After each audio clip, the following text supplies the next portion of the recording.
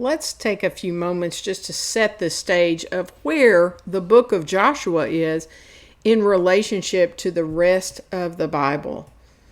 You never, ever, ever, ever want to take scriptures out of context.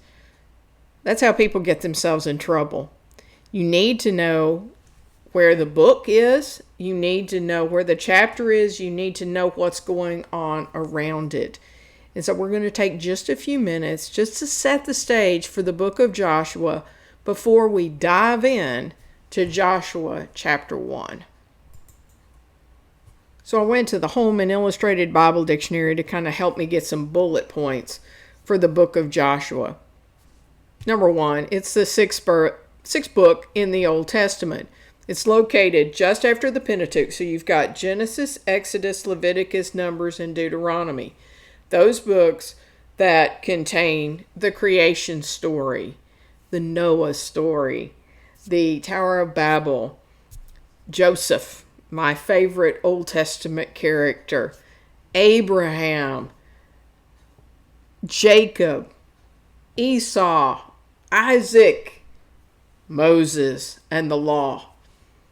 Those are contained within those first 5 books of the Old Testament. And then, just after Joshua, you have Judges. So we're at a time right now where Moses has been leading the people of Israel out of Egypt through the wilderness. And he's handing the baton, so to speak, to Joshua as Joshua leads them through the Jordan River into the Promised Land. And then after the time that we're going to be talking in the book of Joshua, the time of Judges comes along. What a time it is. And we don't have to dive into that because we're going to just hang out in the book of Joshua and we're going to learn the lessons that are inside that special book, this time of transition for the Israelites. Who's the central character in the book of Joshua? Most people would raise their hand and say, Joshua? Well, that's not the case. The central character of the book of Joshua is God.